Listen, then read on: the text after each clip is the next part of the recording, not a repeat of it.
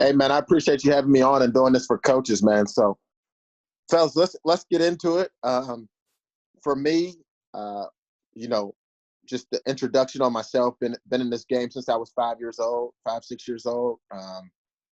Always loved football. Grew up in Pittsburgh, so football's kind of our tradition, our religion type deal. You play football, you go to church. That's kind of the deal. So, um, for me, you know, I was a football player, and then being a football player really died to me fast when I decided to coach.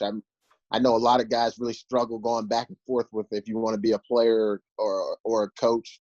If you've been a player, a successful player, but for me, as soon as I started coaching, I kind of found my purpose in calling and what I wanted to do, and it's been great. I mean, the kids, all the things that we enjoy as coaches have been great for me. And then obviously the struggle of being a coach, when you first start out, you know uh, away from your family, broke, all those things. Have went through all those things. So to you young coaches, I'd really challenge you, if you're really doing it about the kids, you'll make it through the tough times and get to a point where you can take care of your family and do the thing that you love, helping kids and helping them grow.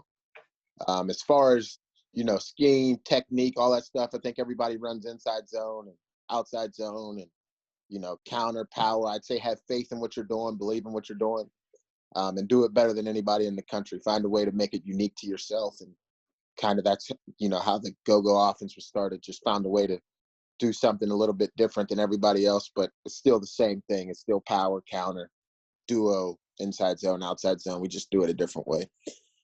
So let's get rolling with questions. I'm excited. I'm fired up.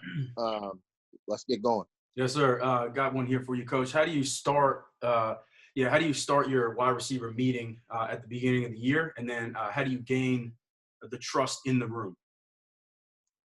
I'll answer the first one or the second one first, because I think that's the most important. How you gain trust. I always say transparency builds trust. I let my players know exactly who I am, so then they're open about going uh, going through what their trials and tribulations are in life as well. So the first day, I'll stand up in front of the players. I meet a new group of players, or I have my set of players, and I let them know exactly who I am. So if they're going through anything, they feel open enough to come to me. And I think that has always created the bond and trust.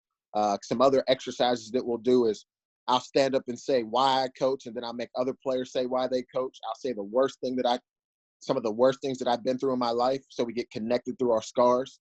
And then I'll say the best thing that has happened to me, like my son being born, getting an NFL contract. Just the best things that have happened, to give people hope as well, and inspire them. So I think a great teacher is always trying to inspire and motivate and uplift, and I think that's how you build trust. For your other question of how I start a receiver meeting, for me, the first thing that we'll do when they come in is we'll have their purpose of what the purpose is for the day. So, for example, have a Bible verse up there like Luke 12:48, to whom much is given, much is required. We'll start off the meeting like that. We'll try to get everybody away from their phones for a minute, get everybody locked in and going on what the plan is for the day. We'll have the pictures of who put them there. We'll have their parents or their guardian, whoever. They'll see that and they'll get ready for the day. Now, as we break it down and we get into it throughout the meeting, okay, we'll have the corrections from yesterday, because we never want to practice the same thing wrong again. We'll have the corrections written up, and we'll have them in video cut-ups. Okay, so they'll have it written up and then they'll have video cut-ups. Then we'll get on the plan for the current day. What is the plan for the current day? What's going in? Okay, so I talk about there's 4 different types of learners. So we'll video it. We'll watch video. We'll write it out. I'll write it out for them. Okay, I'll have them draw it up in their notebook or draw it up on the board, and then we'll walk through it out in the hallway. So that no matter what type of learner you are, whether it's visual, audio, you got to write it down or you got to walk through it, you get those stages of learning. From that aspect, I like to watch who's the best at that position. I love for players to see the best at their position. Who's the best guy that they can see? So if I got receivers, okay, we're watching Julio Jones, right? How does he practice? I like to watch their practice tape, though. If you can find anything on their practice tape, how they practice, what are their practice habits like, how do they speak to their teammates, are they encouraging them? Most great players are. Just giving them that before we hit the practice field. Absolutely. Next one here, Coach. How do you teach releases and taking leverage? For me, the most critical thing is on releases is we always want to be attacking violently and vertical, number one. Mm-hmm. But I think with releases, you can overdo it. I think there's different releases for the positions on the field you are and the route that you have. Okay, so there's all types of releases that you have to teach. There's about 12 to, I'd say 15 if you're talking about slot guy and outside receiver. But the main thing is, the number one thing is the point of conflict, all right? The point of confrontational football, when a guy's in a one-on-one situation and the guy's press man on him, you have to teach him releases to give him confidence to win the play on 3rd and 8. What that player is good at, you want to maximize that, and then at some point you want to hit the weaknesses. But it's just like we all know Allen Iverson for his crossover, right? You want to get a player really good at something first before you start just teaching him a whole bunch of junk, right? He has to have a main pitch. If his main pitch is a fastball, you want to make sure that he's really good at the fastball, and then you work on the junk stuff. Okay, so you don't want to overdo it from a standpoint of, let me teach you 12 releases on day one, and he doesn't have one when the game is on the line and the guy's up in his grill. All right. Absolutely, Coach. Last year, Hawaii ran the run and shoot. Any plans to adapt any of those concepts to the offense this year? I'm just a receiver coach, and I'm gonna do whatever the head coach and offense coordinator wants me to do. In the past, you've had both backs on the same side for doubles and shotgun. Why do you do that instead of the backs on both sides of the quarterback? And what are your top 2 runs and 1 pass out of that formation? Okay, so back in 2010, that was my first year coaching. We coached against De La Salle. We played them. They're the top team out here in the Bay Area, where I first started coaching. And they were running the veer attack. So in my back of my mind, I started to really research and study the T formation and veer and option and all that stuff. And I wanted to kind of find a way to put it towards the Gus Malzahn principles that I knew is from 11 and 20 personnel that I played in under him. And what I did, in 2013, I started working on it, and I didn't run it. I was a coordinator in 2010 and 2013. I was a head coach and coordinator. 2012, I was a JV head coach and coordinator. I really didn't get the confidence to run it until 2013, but really in 2014, I took over an 0-10 team. They really didn't have any, they just wanted us to win one game because they hadn't had a winning season in so long. So really there was no expectation, and I was like, all right, this is the time to try it. So we have 22 different formations with the backs lined up side by side.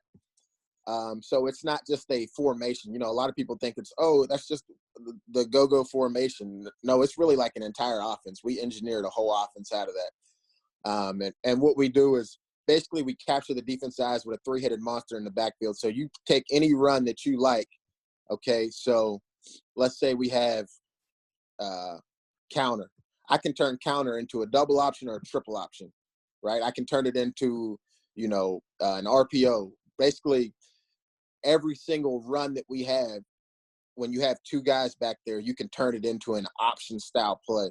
And that's kind of one of the things that I wanted to do, because when you're coaching a bad team, right, or, a team who doesn't have everybody's All-Americans on it, or you're not taking a million transfers, you have to play with what you got. You recruit the hallways, you play with what you got.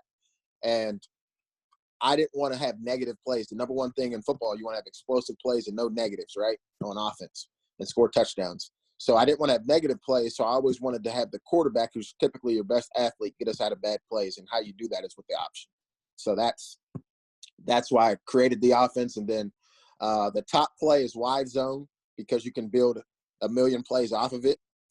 The next play I would say is the dive option that we run, just because it really just cripples the defense, and you're guaranteed 3 on the dive. And then the top shot play is just depending on what the defense is. We have a lot of different shot principles that we'll get into, but it really just depends on if they're a quarters team, a one high team, you know, a two high or one high team, and what shots we can take, and, you know, how do we get our best player on the worst player is predicated on what shot we're going to go for. But I'll draw one for you, Coach, if that. Okay. Yeah, absolutely. Absolutely.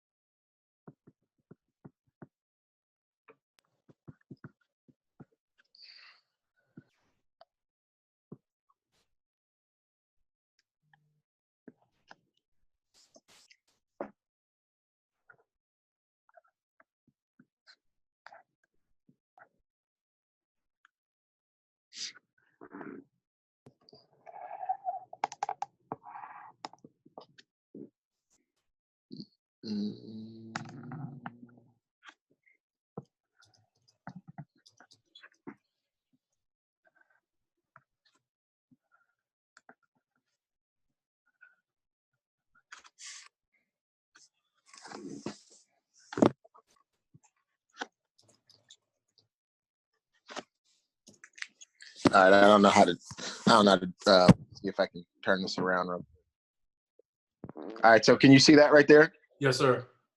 Okay, so right there we run wide zone a lot, all right? Or if you guys call it outside zone, stretch, whatever you call it. And we'll run wide zone just like this right here you see in the picture, okay? And both safeties are going to have to make a decision, all right, to play run, or you know, come down and stop the run. If you run a ton of wide zone, you just build it off with waggle. The hardest play to stop for me as a high school head coach, and we can practice it all week. My defense coordinator, we can practice it all week. It's still hard to stop the waggle no matter what. And we attach a waggle or a naked or a bootleg to every single run that we have in our playbook. So here's just building off a wide zone. We hit a ton of home run, big plays, throwing it to the post, which most people don't throw the play side, front side post right here. We'll fake the wide zone. The backside safety will come down. The corner will come down, right, and cover our backside receiver, okay? The front side safety will attach to his guy right over top of him, the tight end, right? And then our guy will be free because typically we call it the field corner disease. The field corner is not very good. And now our fastest receiver put him to the field, and he has all this area to work. So we had a lot of big plays off of that right there, which made our quarterback, you know, he was one of the top in yards per completion usually. That's awesome, Coach. Next one here. How do you teach or drill your receivers to read coverage? The same way that you do with a quarterback. Okay, so one of the blessings of having a lot of head coaches that coach me as a receiver. I had Norvell, and who's at, you know, Florida State now, and they always taught us the whole picture. I think a lot of times guys don't teach their specific skill players the whole picture. So when I lined up in my stance as a player, I was on the same page with the quarterback. And pretty much if you have a big-time receiver and a big-time quarterback, if they're on the same page, they're going to make a lot of plays together. So when we get in our stance, every receiver is going to key the single receiver side safety. Whoever the single side receiver safety is, we're going to key him because he's going to give us our coverage indicator of what the coverage is pre-snap. Post-snap, as we're driving off out of our stance, we're going to see if he stays, moves, what he does to give us the final picture. Okay, so that's kind of you know, how we get into how we can read the coverage and what's going on from the single side receiver safety. Cool. How do you incorporate competition in your drills? I think the number one thing of competition is playing time. And I think the way that you do that is you create a brotherhood in the room. When you create a brotherhood in the room, and I always say you are your brother's keeper, right? You want to make sure that everybody in that room is challenging each other to get better each day, right? There's going to be an alpha male in every room. There's going to be a guy who dominates the room. And you're blessed if you have two guys that can dominate the room, because then your receiver core is going to be a lot better. But I think that the competition always comes from the player, from the top player down to the bottom player. The top player making sure the bottom player is just as hungry as he is, trying to get him to his level and push him up. I think anytime it's kind of too scripted, if it's always a coach, go hard, go hard, go hard, go hard. It got to be the players pushing each other to get to the top. And I think what you do with the top player is you sprinkle him some information and some things. When you see a player dogging it, you just go whisper in his ear, like, man, you're gonna let him dog it like that. You're gonna let him not go hard for you guys. Like, I think you work with the top guys and they push up the rest of the group, in my opinion. Absolutely.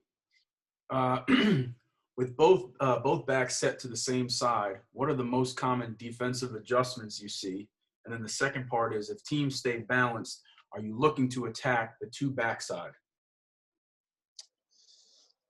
The biggest thing the teams will do if they want to stop the run, they'll put that safety down into the boundary. You're going to be a heavy boundary run team. If you're going to be if you look at the Clemsons and Oklahomas of the world, they really bury the ball. Auburn, they bury the ball into the boundary most times, right? Run it to your single side receiver and bury the ball in the boundary. Your power run. So what teams will do is really they'll go to a high school 4-4, 4-4, cover one, cover three look. And that's what you want them to do, because now your receivers are one-on-one. Now, the thing you run in trouble with is if your receivers can't win their one-on-one battles, it might be a long game for you if they're better than you in the box, right? If they can dominate you in the box. Now, if they can't, then it's going to be obviously a good game for you. So you kind of, with putting the two backs back there, and if your quarterback's a threat, you kind of dictate the game. I mean, you're going to know the looks that you have and want and get, and you're going to be able to manipulate what you want to do. That's why I loved it. I mean, from a high school standpoint, and even in college, if you're sitting too high, we're going to run for 200 or 300 yards on you. Easy. Some games 400, right? If you come down there one high, now we should be throwing the ball for 300, 400, 500 yards, which we have. Now it comes down to, it's still a player's game, and you put the players in position to win, and you have to be okay with your preparation and your planning of, did I give them an opportunity to win? And if you did that, then you did your job. They just have to come down with the plays as well. Absolutely. Now, if they overload a side, we're a boundary run team, so we'll run it to the boundary. If they overload the boundary, then we can run the ball front side. I think it's just all predicated on the pictures that they give you, and getting your players in space. I mean, that's still the same principles still hold true to that. The difference with us is we don't want to, we're not a spread team. People say spread. I'm like, we're not even close to spread. I think the only guy who really knew what we were doing was Coach Sullage at Ohio, because they ran some of the stuff like that back in the day at Nebraska. We're just doing it out of shotgun. But we're truly a pro style triple option type team. I mean, we don't want to spread you out and, just throw bubbles all day. Just to piggyback off that, Coach, will the quarterback go in with two run checks sometimes, so one to one side, one to the other, depending on, what kind of look you get? Well, really, that's why I call it the three-headed monster, because there's two plays going each way. Yeah. All right. So if we had I'll draw up our wide zone play and show you what I'm talking about. Give me a second.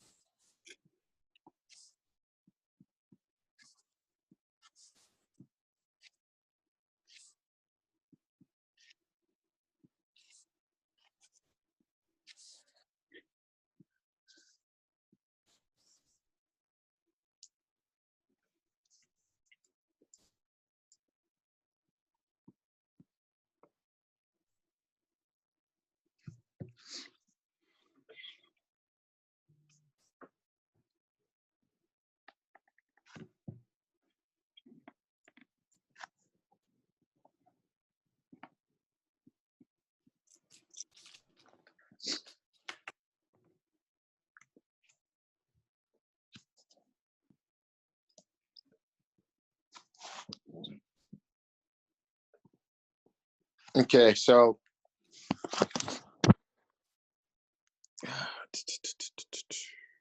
all right, so can you guys see that? Good. Yep. Here on our wide zone play, for example, right? The quarterback can hand the ball off, right, to the boundary, right? Be a boundary run if he hands it off to the boundary, right?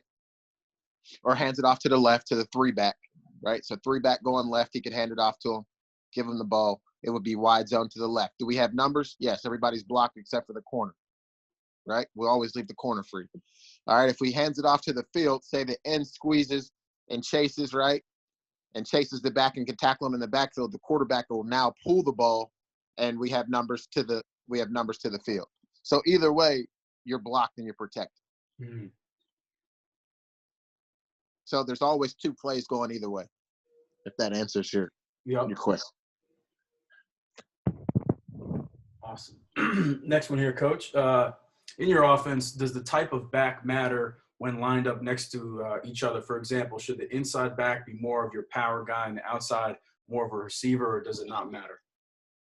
No, I mean, the vision I have in my head, one day it's going to be Bo Jackson and Marcus Allen back there.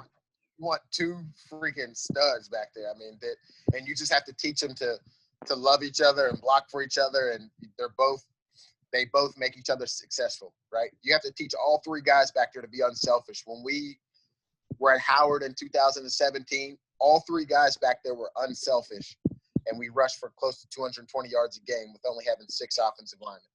Wow. You see what I'm saying? Oh, yeah. Now both the backs, the quarterback, they were all good. They were all good players, no doubt. You know what I'm saying? They were all great players.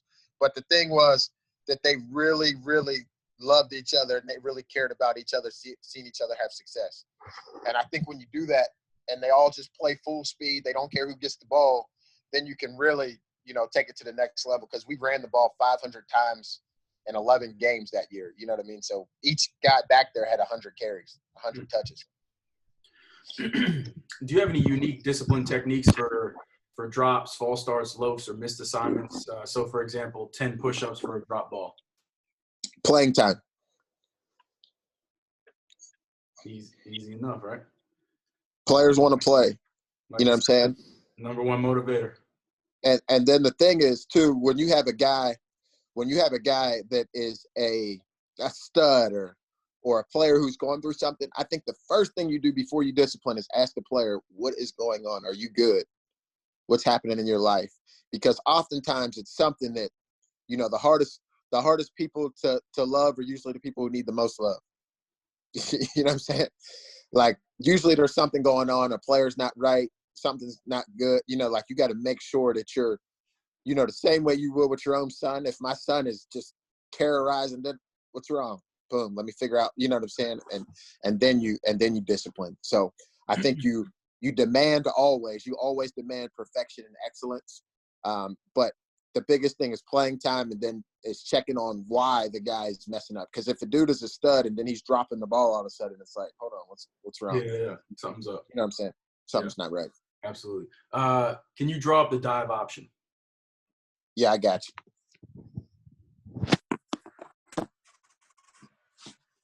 Lost my eraser. What you wanted with tight ends? No tight ends?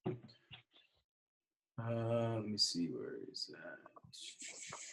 that? Yes, both, Coach, if possible. Please. Please.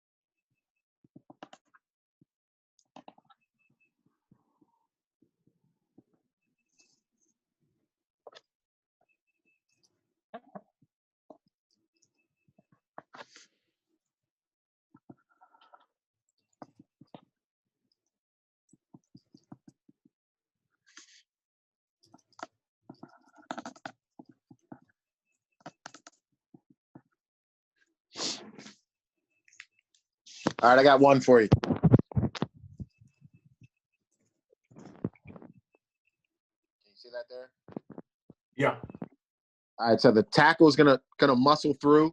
If that 4-eye works outside, he's gonna let him stay outside. If that 4-eye dives down in, he's gonna wash him, take him where he wants to go. He's gonna work up to the mic. All right. Right there, we're gonna leave 2 for the quarterback. So we're letting the outside backer, I call him the dog or the Sam or whatever you call him. The 5 is gonna arc release, work out his outside armpit and work up to the safety. He's gonna try to take him with him and get him to go up the field with him. Everybody else is just blocking. You got the dive head on right there. He has an A-gap to A-gap mentality. All right, so he's going to take either A-gap. If the first A-gap opens, he's going to take it. If the backside A-gap, he's going to jump cut vertical. All right, quarterback, 2 in, 2 out, jumping off the spot, attacking the edge. The 4-back's going to pause or take a jab step and get in phase with the quarterback for the option.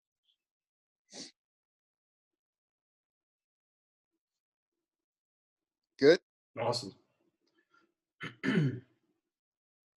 What is your favorite route combo with both backs coming out of the backfield to the single receiver side and then to the 2 receiver side? I say the best third down call. Give me a second.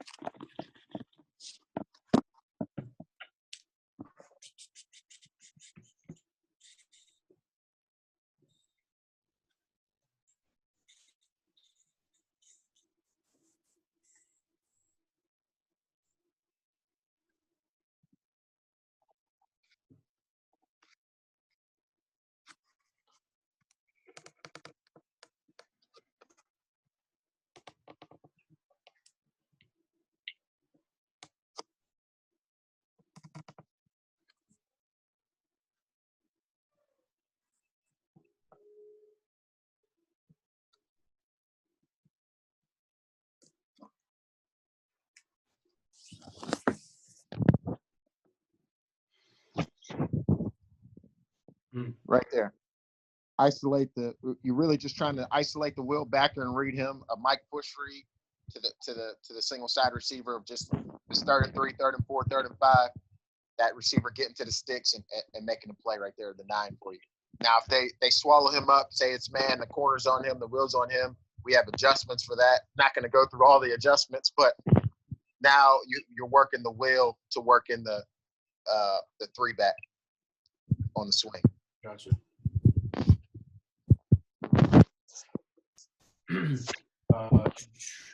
How much do your receivers' routes change based on the coverages that they ID? A lot. I think anytime that you're not sight adjusting, you're really hindering your offense, okay? Because there's a lot of things that change out there. You know, if you're playing a good defense, they're not just going to all stand in place and just let you, just stand there and watch, right? One of the things that, when I got a couple of chance to be around Tomlin, I heard him talking about the Steelers defense was you got to deploy the soldiers from everywhere. Guys moving around, guys on snap, post snap moving. Now, if you say, all right, you got to say you got a hitch. It's a mandatory hitch and they're in cover 2 and they pick 6 it. That's kind of your fault as a coach. It's not the player's fault.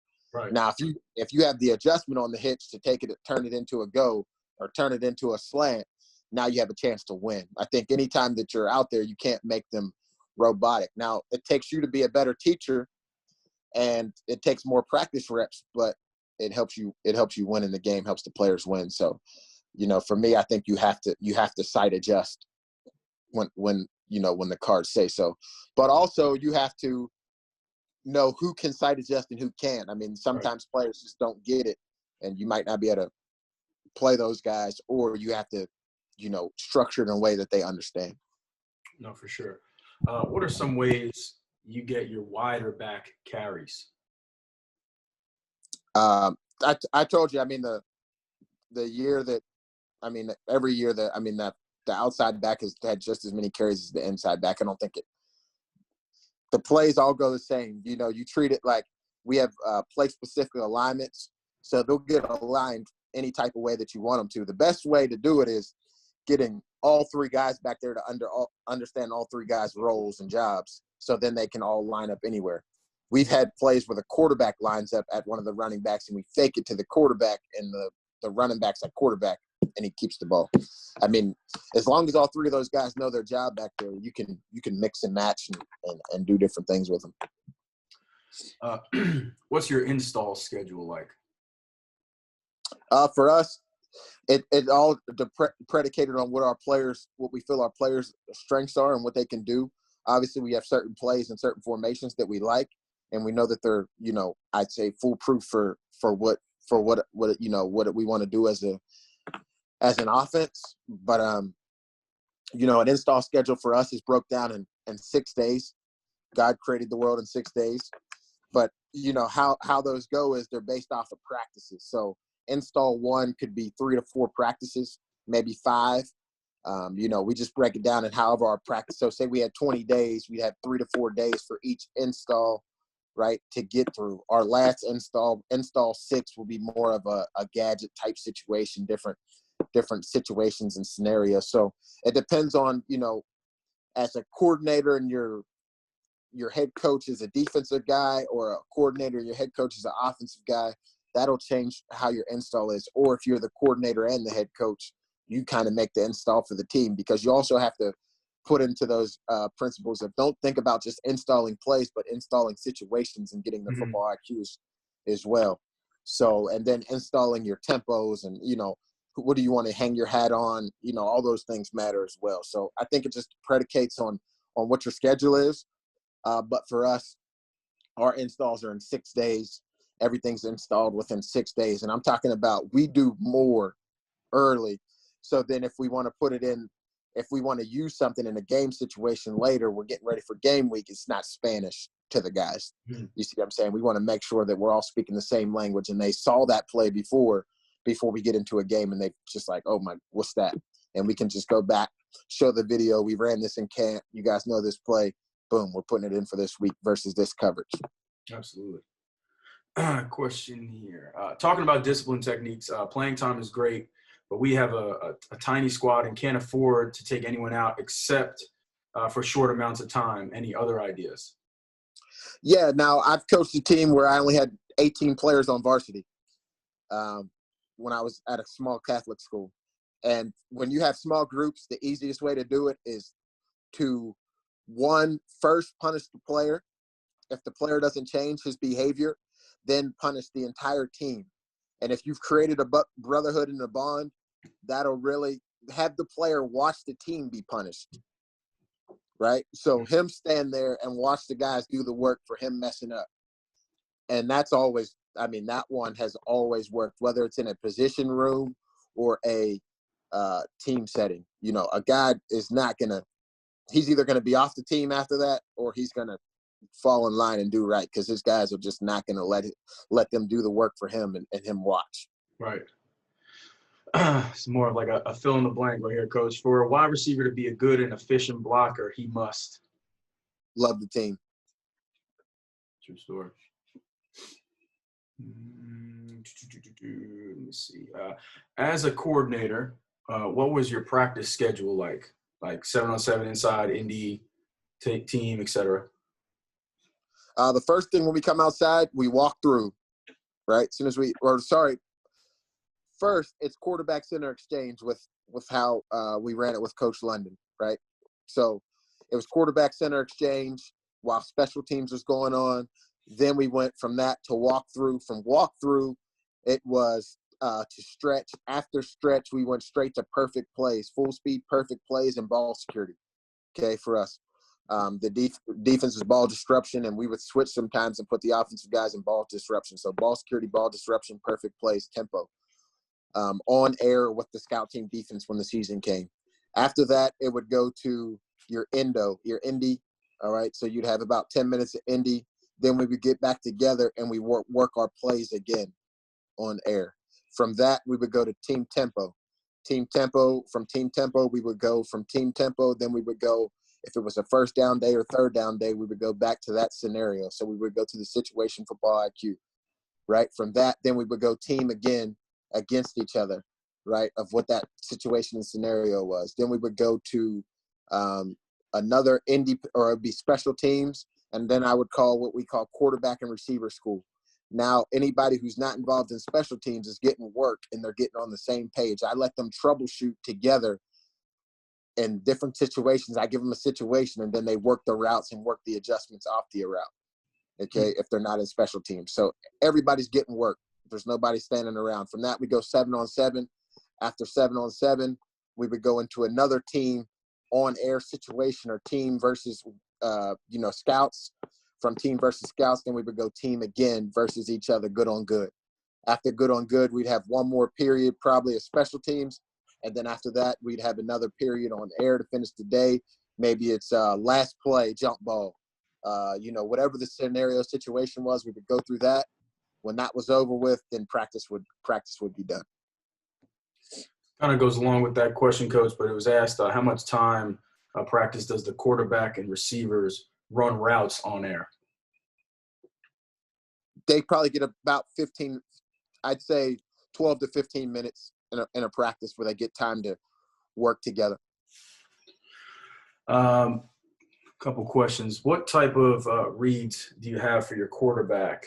And then the second part was quick game off leverage, drop back, or progressions with an access?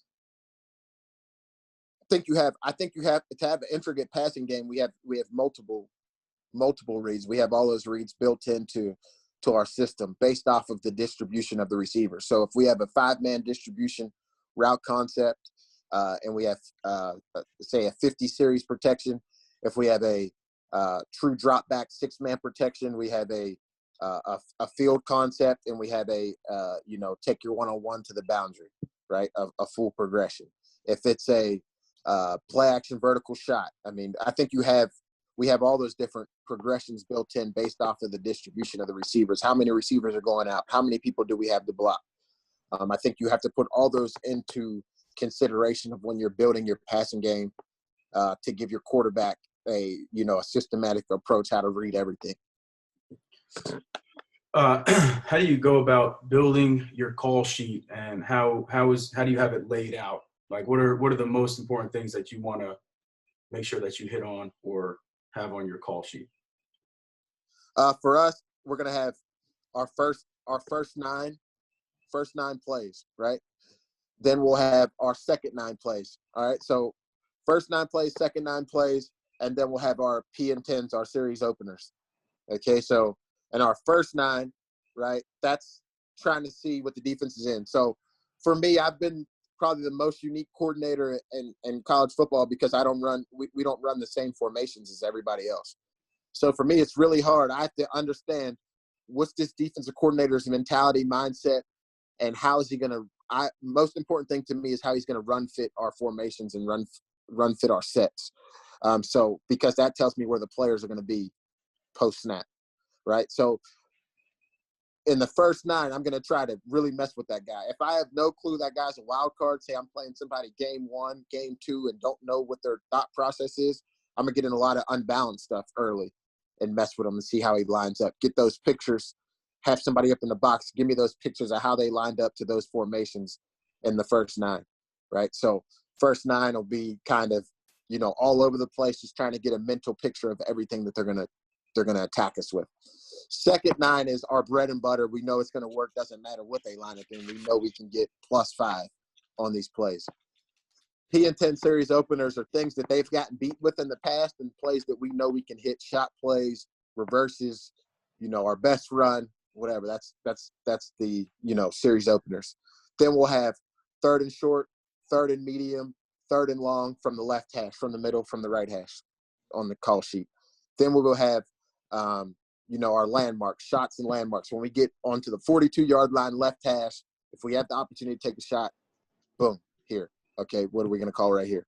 So we'll have that all broken down. Then we'll have we'll go the high red, medium red, low red, and the goal line, right? Then we'll have 2-point plays. Then we'll have 2-minute, right? So 2-minute, first quarter, 2-minute, second half, because that's going to be played out differently by the defense coordinator. We'll have 4-minute calls. We'll have formation boxes. So I like to say, okay, this is how I think they're going to line up in the formation. If the defense lines up exactly like that, I check it. and now I know everything that's good in that box, right? So you can play chess, not checkers. Mm-hmm. So I think you have to have a lot of different things on your call sheet. Everybody's call sheet's unique to who you are and what you want to do and what you want to accomplish. But I like the head coach for the Bears. He has BU on your call sheet. Most importantly, it has to be authentic to who you are. For sure. What coverage do you hate to go against? None. I'm a receiver at heart, so we hate DBs. I don't care what they run. What passing concepts have you had success with? I mean, obviously, I'm sure it's a bunch. I don't know if there's one that you want to talk about outside of the ones you talked about already. Yeah, I'll give you a shot play right here that kind of, help do what we do.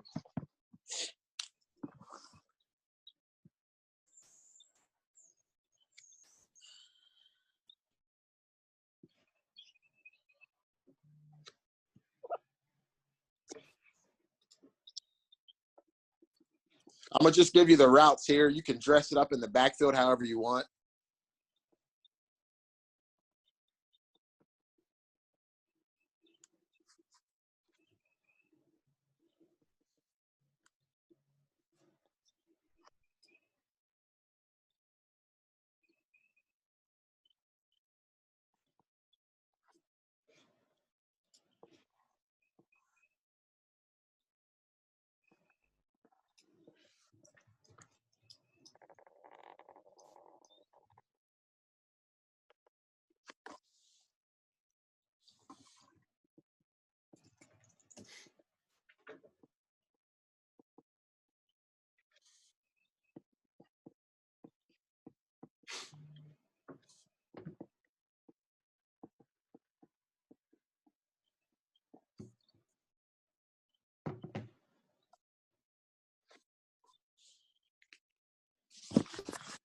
All right, so I'm going to talk about the receiver play on this one, okay? All right, so this is a double post concept. And hold on, give me a second.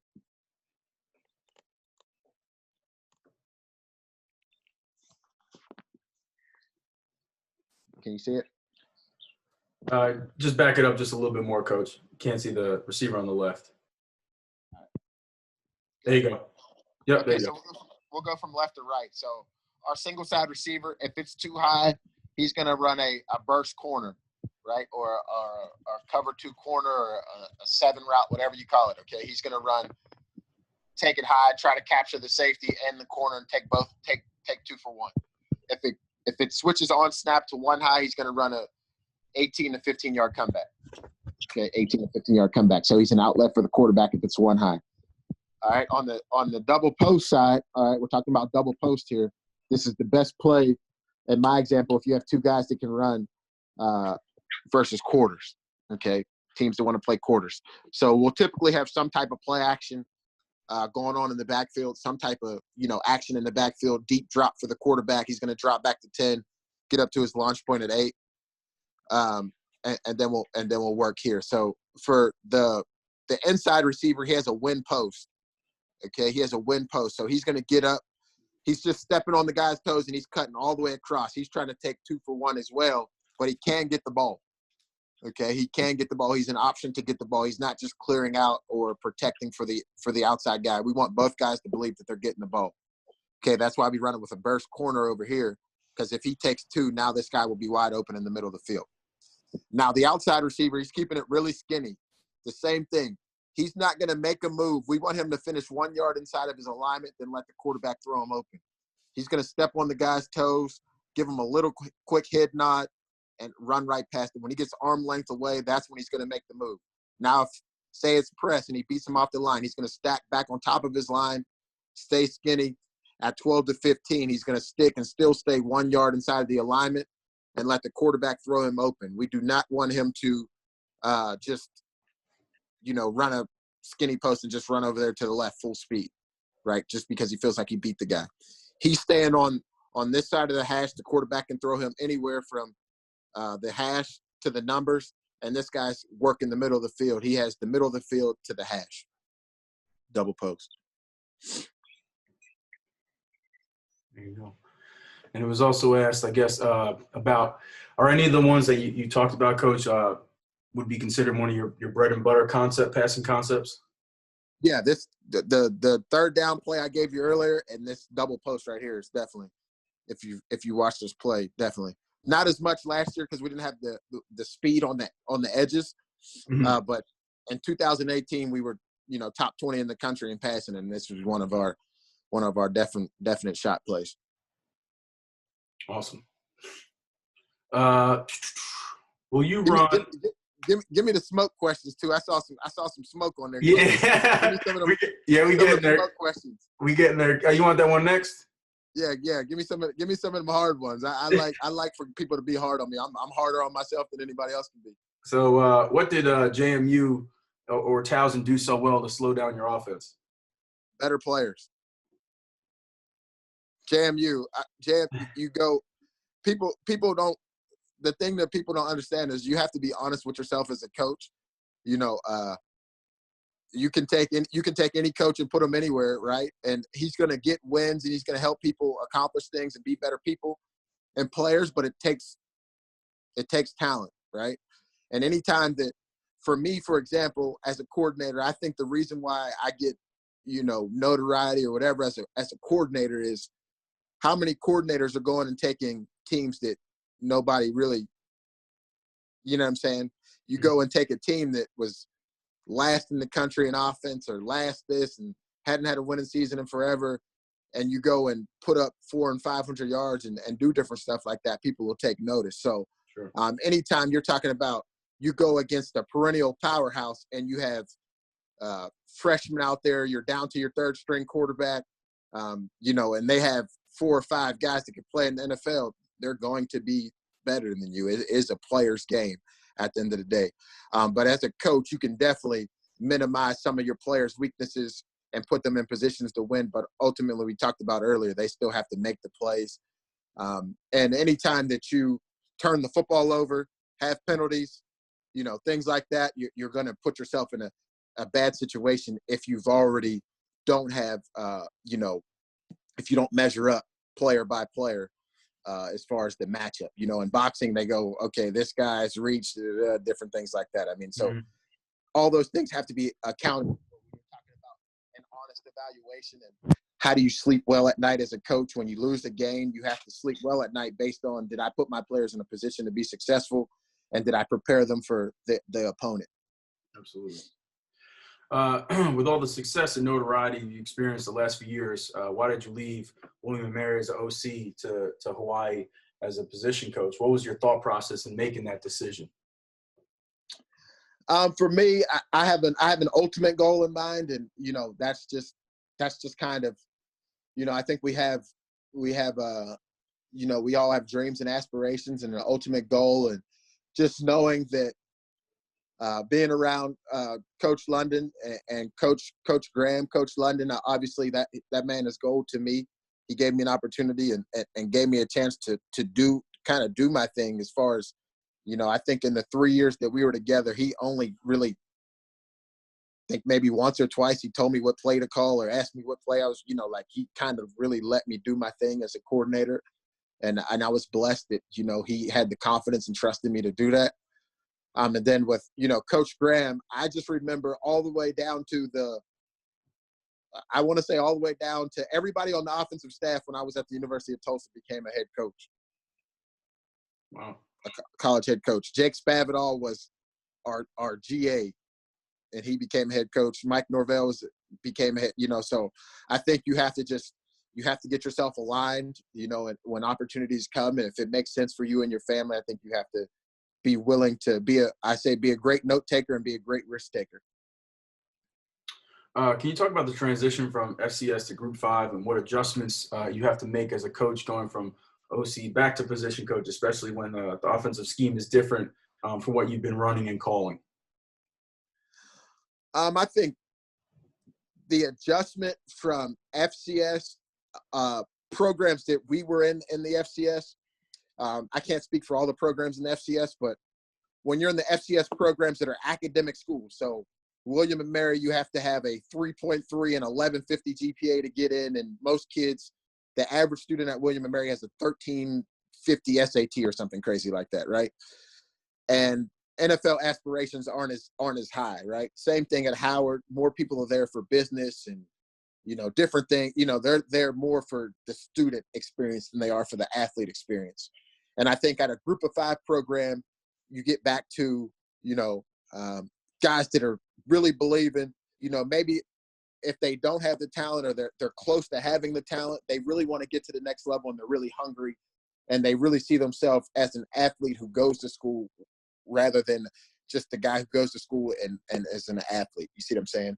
And, for me, as a player, I had NFL aspirations and got a chance to get there and get paid by the NFL. So my mindset is kind of the same, like that underdog, hungry worker.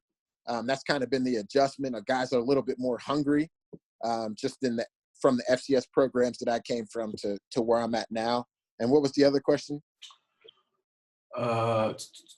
Just going from an OC back to position coach and being in a different offensive scheme than what you've been running and calling. No, for me, I coach for a purpose and a calling. So when I was the whatever position I was at coach, I was always excited to be a coach. For me, if I'm helping impact young people's lives and helping change and creating championship lifestyles for them, I had just as much fun as when I coached the running backs and was a coordinator, had the same amount of fun. So for me, I really don't have an ego in that. My thing is I know offense well. I feel like I have a high IQ as far as, an acumen for football and understanding offensive football, being around great offensive minds and learning the game, a lot of different systems. So when my number's called upon, the same as a player, as a coach, if the offense coordinator or head coach wants me to implement something or wants me to put an idea, I'll be ready to go with the idea and help out. My job right now is to help the offense coordinator, head coach, and my players be the best that they can. If I feel like if you want to lift yourself up, or if you want to get higher in life, you have to help lift others up. So for me, my job is to try to make them look like the best head coach, the best offense coordinator, the best players in the country, and everything else will take care of itself. Absolutely. Will you run two back runs away from the two back side where both running backs are going that way? Run two back runs away from both of the backs? Yeah. So I'm guessing what he's saying is, so if the two backs are on the right, I guess having them both, maybe the first back leads left when they, hand it to the second back, but they're both going away at the same time. Yes. We've done that. We've tried. So I'd say there's a lot of different run schemes that you can do. We've tried pretty much. The good thing about having, being desperate for wins and trying to change cultures and change, losing programs, you can try a lot of stuff.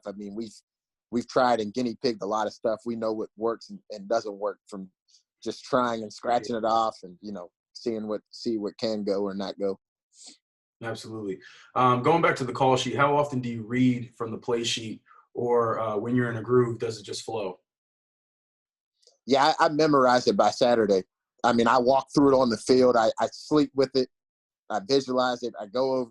By the time Saturday hits, I've got every call, every situation, I got it down. When I look at it is before the drive, after the drive, or we hit a certain landmark on the field, and I'm like, okay, what did I like based off of what coverages they were giving us here? And the guy, whoever my GA or my coach in the box is, they'll give me input of, when we're off to the side, don't forget to hit this one, don't forget to hit that one, or whatever. If you're a coordinator and you're hot, I'm hot. Nobody talk to me right now. We're hot. We're rolling. You know what I'm saying? Yeah, so absolutely. It just depends on the game. Third and 8 on your own 40, fourth quarter, down 6. What's your call and why? Get the ball to your best guy, or I think coordinators never ask this enough, and I always thought about this as a head coach. This is the number one thing you can ask if you're a coordinator and you're not the head coach. Coach, can we go for it on fourth down here? Because that changes your whole third and 8 process, right? because now on 3rd and 8, it's less stress because I know I have 2 downs. You see what I'm saying? Oh, yeah. And now I'm gonna get a call right here that gets us in a situation where it's 4th and 2 or 4th and 1 or 4th and really short, and we can get an easy first down. So, that's kind of my thought process on that. No, that's a great point. Looking back on your first college coaching job, what's something you would have done differently?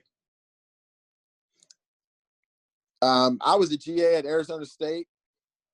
My first coaching job. I'd say the only thing that I would have changed is it's hard having a newborn baby. For sure.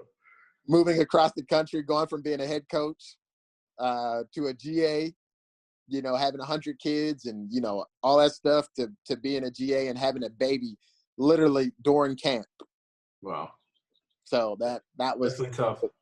That was the most challenging thing, because that was when you talk about team no sleep, I was team no sleep that year. I don't think I slept that whole year. What are some ways that you get your best players the ball in their hands, formationally or schematically? I think you find where their worst player is, and then you put them in formationally to their worst player. We want to attack the worst player, or, for example, we played a team with a really good defensive end, and he was really – I'd say if they have a selfish player, he always ran up the field. He always wanted to be a pass rusher. Some defensive ends are just straight pass rushers, and they leave their team out to dry in the run game.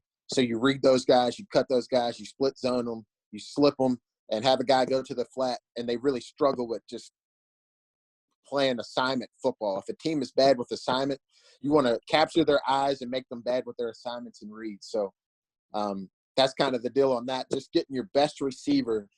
It's not an ego thing, and sometimes you have to control your receiver's ego and the fact that they want to beat the best guy. Who's the best corner over there, and I want to go at him. But that's fine, and sometimes you'll have those matchups where you do that. But for me, I just want to get our best player on their worst cover guy and attack that guy as many times as we can. No, 100%, 100%. Because if they take him out the game, who's next? Right. Someone worse. Yeah. So we've been rolling here for about an hour, well, a little over an hour, Coach. So if anybody else has a few last-minute questions for Coach, obviously, we thank him so much for giving us an hour and answering all those questions that you guys threw at him, and a little everything. Another one just came in. Do you consider your best wide receiver the one that has the best one-on-one skills? I mean, to me, your best wide receiver is not – I say it takes 2 to have a great passing game, okay, because they're both going to have different skill sets. Like, for example, in 2018, we had a guy who could take the top off the defense and just – you could throw it up and he'll make the play, right? He was a finisher, throwing it up, making the play. But he didn't sight adjust as well, and sometimes he freelanced, right? He ran his own route sometimes, cut the route off short, da-da-da. Then we had another guy who was Mr. Third Down. You could throw the ball and depend on him to be in a spot right there all the time on third down, and he was shorthanded, right? So I think a great passing offense has 2. I think if you're like all world and set a whole bunch of records like we did at Tulsa, we had 3. That's unique to have 3 or 4 guys that can really get it done. But I'd say, you'd have to have 2 to have a really stellar passing game. I don't know if that answered the question, but that's what I think. Absolutely.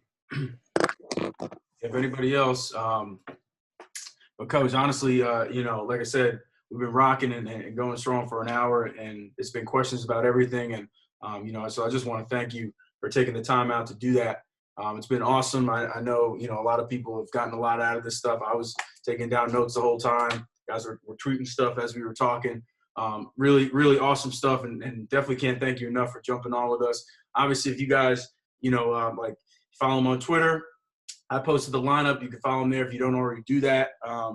Does tremendous things for the game. There's been a lot of stuff during this quarantine, right? Posted videos in regards to receiver techniques and play that are great threads that you guys should follow. Coach does a tremendous job with that as well. But for real, just an awesome session, man. I really thank you for that. Thank you, man. I appreciate you having me on, and thank you all the guys that came on and checked it out. Appreciate you. Yeah, absolutely. A big shout out to all the coaches who who jumped up here and tuned in for today. So once again, man, thank you to all you guys. Please stay safe out there. Continue to love on your family, man, and make the most of the situation. Like I said, the coach community, I don't think there's any other community that's done more positive with the situation. I might be hitting some of you smart guys up. I'm about to get on this, wake these kids up and get on this internet school. I'm struggling, man. I need help. I need y'all to help me out, man. Some of y'all reach out to Coach, man. Hook him up. Coach, appreciate you, man.